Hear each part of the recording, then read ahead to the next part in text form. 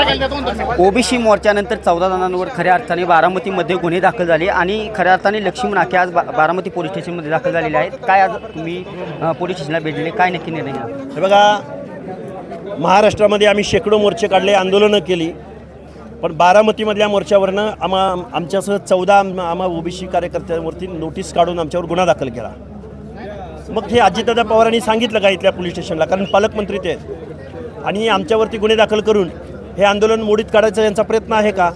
आम्ही इथं आलो संविधानाची प्रत घेऊन आणि त्यांनी आमच्याकडून आज लिहून घेतलंय की हा गुन्हा तुम्ही परत करणार नाही म्हणून। आता आम्ही लिहून दिलंय, मग आता उद्यापासून आम्ही आंदोलन नोटीसमध्ये उल्लेख करण्यात आला। हो, नोटीसमध्ये हा गुन्हा परत करणार नाही असं आमच्याकडून लिहून घेतलंय पोलिसांनी।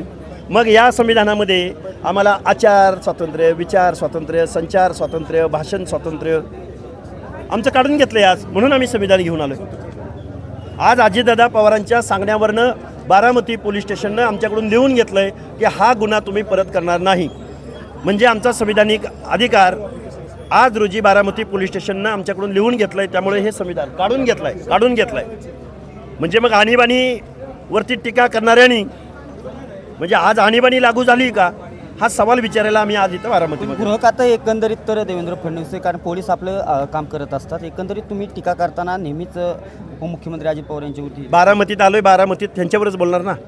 बारामतीच्या ज्या जनतेनं अजितदादा पवार, सुप्रिया सुळे, शरद पवार यांना सातत्यानं निवडून दिलं आमच्या पिढ्यांनी, आमच्या सर बारामती असेल किंवा इतर भागात देखील अजित पवार असतील किंवा पवार कुटुंबियावरती आपली टीका नेहमीच धारदार दिसते, याचं एकंदरीत कारण अजून महाराष्ट्राला उलगडलं, कारण महाराष्ट्राच्या बोडक्यावर हे पवार फॅमिली बसलेली आहे।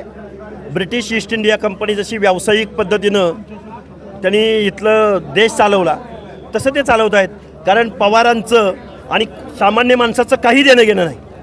त्यांनी कधी दलितांच्या चळवळीबद्दल बोलले नाहीत, हे कधी शेतकऱ्यांच्या चळवळीबद्दल बोलले नाहीत, कधी कामगारांची चळवळ यांनी उभी केली नाही।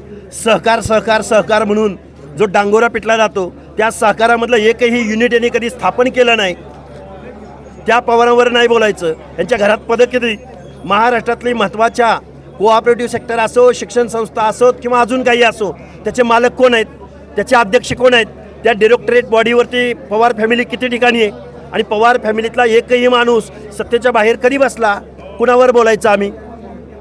एकंदरीत आर्थिक निकषावरती आरक्षण मिळावे असं सुप्रिया सुळे काल म्हणजे, दादा देखील तेच म्हणतात। कसं बघता, कारण आरक्षणाचा मुद्दा हा संपूर्ण राज्यभरात गाजत असणार, ओबीसीचं आरक्षण असताना, मराठा आरक्षण असताना, परंतु आता ही मागणी पुढे येत आहे, कसं बघता? आरक्षणाबद्दलची सुप्रिया सुळेंची मानसिकता काल स्पष्ट झाली।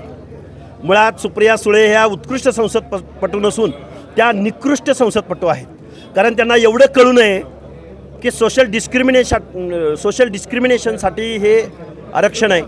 आर्थिक बेसड मग अरे दिलंय ना, नरेंद्र मोदींनी EWS इकॉनॉमिकल विकर सेक्शनमध्ये आरक्षण दिलं घटना दुरुस्ती करून, मग कशाला जरांगेला पाठिंबा, बबड्याला पाठिंबा द्यायला तुम्ही कशाला मुंबईमध्ये गेला?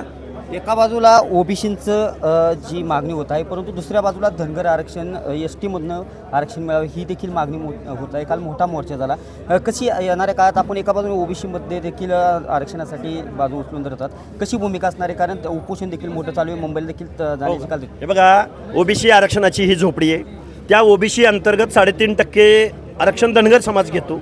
या झोपडीचं संरक्षण करणे एक मोठा बंधू म्हणून धनगर समाजाची ती जबाबदारी आहे। ST बद्दल काय मत आहे? अरे ST आमच्या 4 पिढ्यांची लढाई आहे आणि मिळाली तर कुणाला नको आहे, पण STच्या हॅडल्स आम्हाला माहिती आहेत, त्यामुळे आम्हाला गाजर दाखवायचं आणि ओबीसीमध्ये फूट पाडायची। एका बाजूला धनगराला बाजूला काढायचं, दुसऱ्या बाजूला बंजाऱ्याला बाजूला काढायचं, म्हणजे ओबीसीची चळवळ जाग्यावर थांबणार आणि मग ह्यांनी जे GR काढलाय तो सस्टेन करायचा। हे कुटील राजनीतीचं लक्षण आहे। धनगर बांधवांना हे कळतंय, STची लढाई लढणारे लढतील, पण आमचं आत्ताचं हे जे ताटातला जो अन्न आहे याच्यामध्ये माती घालवायचं। मराठा समाजाला हैदराबाद गॅजेट नंतर लागू झालं, त्यानंतर राज्यात बंजारा समाज असेल, नंतर आता ST समाज धनगर आरक्षण मागतोय। एकंदरीत आरक्षणाचा मुद्दा आहे तो मोठ्या तीव्रतेने ही समाजात जी आग पेटली, कसं बघता तुम्ही देखील या आरक्षणात? जरांगे नावाची एक छोटीशी काडी होती, ती तुम्ही परत बारामती बोलताय। मी बारामतीच्या भूमीवरनं बारामतीमधल्या लोकांना सांगतोय, जरांगे नावाची एक काडी ही पेटवण्याचं काम शरदचंद्रजी पवारांनी केलं आणि त्याचा ज्वालामुखी झालाय आणि त्याचा भडका उडतोय। साध्या सोप्या भाषेमध्ये याला जबाबदार शरदचंद्रजी पवार आहे. हाके सर, गोपीचंद पडळकर यांनी जे वक्तव्य केले जयंत पाटलांनी, अगदी ज्येष्ठ नेते 30-40 वर्षापासून राजकारण करत आहेत, परंतु अगदी खालच्या भाषेत ते वक्तव्य अनेक स्तरावरून त्यांच्यावरती निषेध देखील व्यक्त करण्यात आला.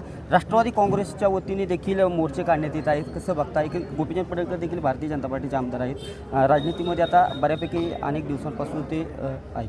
हे बघा, मनोज जरांगेंनी मुख्यमंत्र्यांना काय बोलले की आम्ही आरक्षण मागतो, तुझी बायको मागत नाही. त्यावेळी ज्यांना ज्यांना आता कंठ दाटून आला आहे शब्दप्रयोगाचा, शिवीचा, मी त्याच्या शिवीचं समर्थन नाही नाही, करत. गोपीचंद पडळकर ऐका ना मग, हे बघा, एक न्याय जरांगेला आणि दुसरा न्याय गोपीचंदला, हे असं कसं होईल बरं?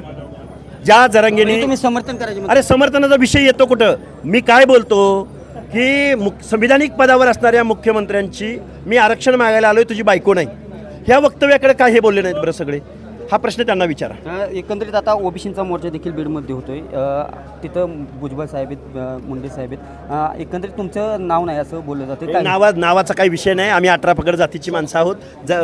भुजबळ साहेब आमचे नेते आहेत आणि मला बोलवलं तर जाईन, नाही बोलवलं तरी मला आंदोलन खूप आहेत, मी लढा चालू राहणार. नक्कीच होते लक्ष्मण हाके आज बारामतीमध्ये पोलीस स्टेशनमध्ये त्यांनी उपस्थिती लावलेली आहे आणि जो गुन्हा दाखल झालेला आहे या संदर्भात पोलीस स्टेशनला उपस्थिती लावून त्यांनी अनेक जे ओबीसी मोर्चा संदर्भात जे मत आपलं व्यक्त केलेलं आहे. दीपक कापरे, TV9 मराठी, बारामती.